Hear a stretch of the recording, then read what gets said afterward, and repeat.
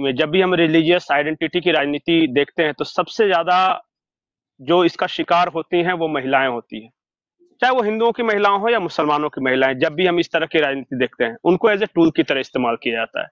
अब हल्द्वानी में भी हमने देखा कि कैसे ह्यूमन शील्ड के लिए बुर्का नशी महिलाओं को आगे बैठा दिया गया, उसके बाद बच्चों को बैठा दिया गया।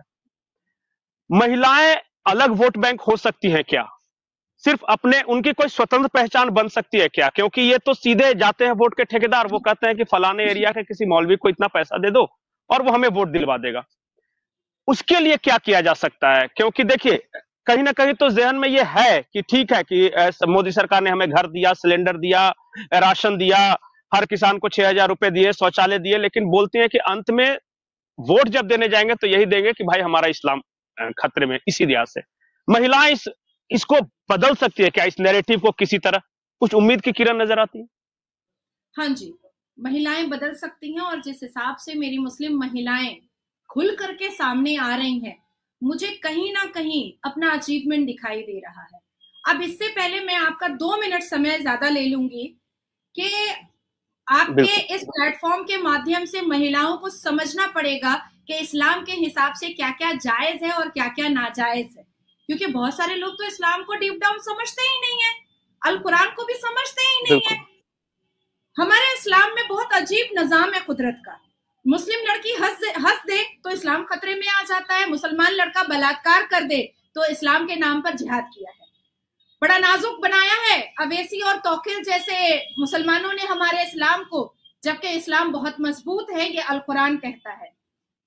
इस्लाम में हर वो चीजें नाजायज है जो औरत के कंधे पर है, और हर वो चीजें जायज है जो मर्द के कंधे पर है। मुस्लिम मर्द अपने बिस्तर पर 4 बीवी और निकाह में 12 बीवी रखे तो जायज है। मुस्लिम फिरका के नाम पर शिया और अहमदी की मस्जिद तोड़ी जाए तो जायज है, पर हिंदू अपने स्थान पर भगवान राम की प्राण प्रतिष्ठा करे तो नाजायज है। हलाला के नाम पर मुस्लिम पिता अपनी बेटी को बाजार में नंगा होता देखे तो भी जायज है, पर मुस्लिम बेटी अगर अपने बाप की प्रॉपर्टी में हिस्सा भी मांग ले तो नाजायज है इस्लाम के हिसाब से। मुस्लिम घरों के अंदर कजन भाई अपनी बहनों पर गंदी नजर रखे और निकाह करके कपड़ा खुलवाए मुस्लिम बहनों का तो जायज है, लेकिन वही मुस्लिम बेटियां अगर गैर मजहब के मर्द के साथ खुशी खुशी संसार बसाना चाहे तो इस्लाम में वो नाजायज है और इस्लाम खतरे में आ जाता है। निकाह मस्यार के नाम पर सफर के दौरान बगल में बैठा हुआ भाई, चाचा, मामा, नाना और एक गैर मुसलमान इंसान हमें सेक्सुअली यूज करे चंद घंटों के लिए तो इस्लाम में जायज है। निकाह मस्यार बंद कराने के लिए नाजिया इलाही खान अगर सुप्रीम कोर्ट का दरवाजा खटखटाए तो इस्लाम में नाजायज है। मुस्लिम बेटी अपनी आबरू बचाने के लिए शाहबानों और सायरा बानों की तरह अगर सुप्रीम कोर्ट चली जाए तो वो नाजायज है और उसको आरएसएस की दलाल कह दिया जाता है। मुस्लिम मर्द तलाक के नाम पर मुस्लिम बेटी के साथ साथ बेटी के बूढ़े माँ बाप को भी रोड पर उतार दे और बेआबरू करे तो भी तलाक भी जायज है और इस्लाम में भी जायज है।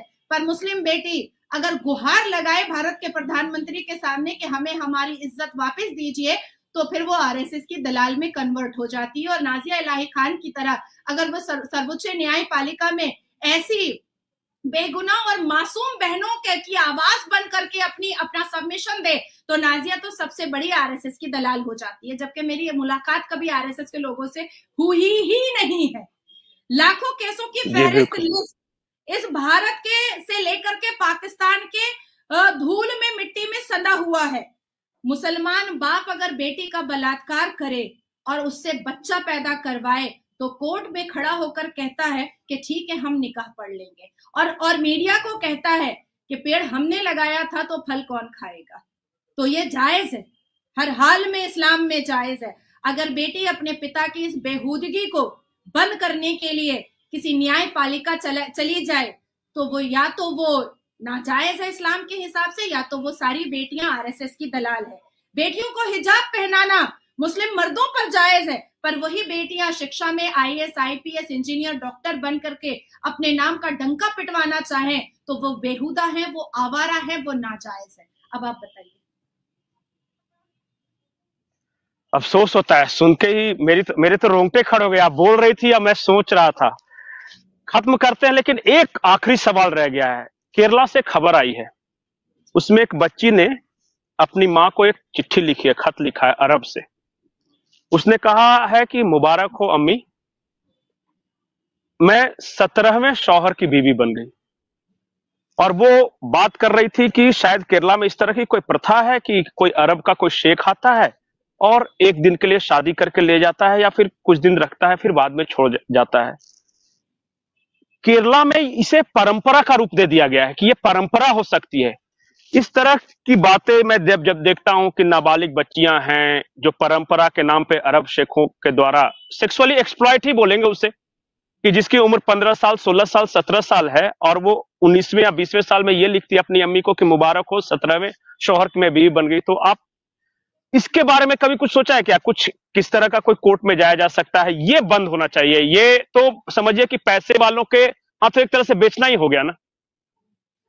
हर रोज हैदराबाद में निकाह मसियार के नाम पर 50-50 साल का शेख जो है वो 10-10 साल की बेटियों, मुसलमान बेटियों को निकाह करके ले जाता है, क्योंकि निकाह मसियार का मतलब होता है सफर के दौरान की निकाह।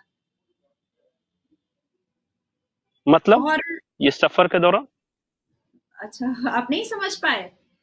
मैं हैदराबाद नहीं। और कई बार मैं एक्स्ट्राडिशन के केस में कई बार मैं मुस्लिम कंट्रीज भी मेरा जाना हुआ है, तो मुझे वहां पता चला कि निकाह मसियार, और मैंने कुरान में भी पढ़ा है कि निकाह मसियार जो है वो हैदराबाद और केरला में सबसे ज्यादा होता है। कन्वर्शन भी होता है और निकाह मसियार भी होता है।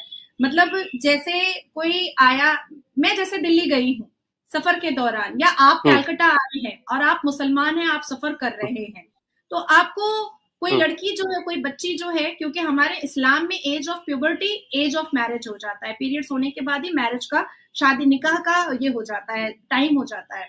तो अगर आपको कोई 10 साल 12 साल की बच्ची पसंद आई तो आप उससे निकाह करके जितने दिन आप सफर में हैं उतने दिन आप उसके साथ जिस्मानी रिश्ता रखेंगे और जाते वक्त आप उसको तलाक दे करके चले जाएंगे। अब होता क्या है कि कुछ लोग ऐसी बच्चियों को ले करके भी चले जाते हैं, जहां वो रहते हैं वहां ले करके चले जाते हैं, पर अपने फैमिली में उसको इन्वॉल्व नहीं करते हैं। जब वो अपनी बीवी से थकते हैं तो वहां पर अपने आप को खुश करने के लिए, थोड़ा सा रिफ्रेश करने के लिए मसियार निकाह वाली लड़की के पास वो जाते हैं। दिस इज कॉल्ड निकाह मसियार। निकाह मुत्ता, pleasure of sex in a short period of time. जैसे आप कहीं पार्टी में गए हैं, किसी शादी में गए हैं, कहीं किसी गेट टुगेदर में गए हैं और आप मुस्लिम हैं, तो आपको कोई लड़की हंसती खेलती चहकती नजर आ गई है तो आप उससे उस वक्त के लिए निकाह करेंगे। उसके बाद 1-8 महीना उसको अपने पास रखेंगे, उसको उसका पेमेंट करेंगे और आप निकल पड़ेंगे और वो आपके ऊपर कोई भी क्लेम नहीं कर सकती है। तो ये हैदराबाद में बहुत ज्यादा होता है। इसलिए मैं कहती हूँ कि अवैसी जैसे लोगों को जेल की सलाखों में होना चाहिए, जो हैदराबाद के क्षेत्र का मेंबर ऑफ पार्लियामेंट होकर के मंदिर मस्जिद की बात करता है पर अपनी मुसलमान बेटियों को निकाह मसियार और निकाह मुत्ता से बचाने की बात कभी भी नहीं करता है। तो ये बहुत नॉर्मल है। हालांकि मेरा पॉलीगेमी हलाला कॉन्स्टिट्यूशन बेंच पे लगा हुआ है और हैदराबाद और केरला को सर्वे कर करके मैं एक पिटीशन जो है वो मैं लोकसभा इलेक्शन से पहले मैं डालने वाली हूँ सुप्रीम कोर्ट में। जो मुद्दा आपने उठाया है उसी को लेकर के मैं डालने वाली हूँ और काफी बड़ा मैटर होगा। इसमें मेरे ऊपर फिर से एसिड अटैक होगा, फिर से पश्चिम बंगाल में मेरी गाड़ियां तोड़ी जाएंगी, फिर से पश्चिम बंगाल के जावेद अहमद खान अपने चुन्नू मुन्नू से मेरा फोटो मॉर्फ करके वायरल करवाएंगे, मुझे आरएसएस की दलाल कहा जाएगा। लेकिन मैं हिम्मत नहीं हारूंगी।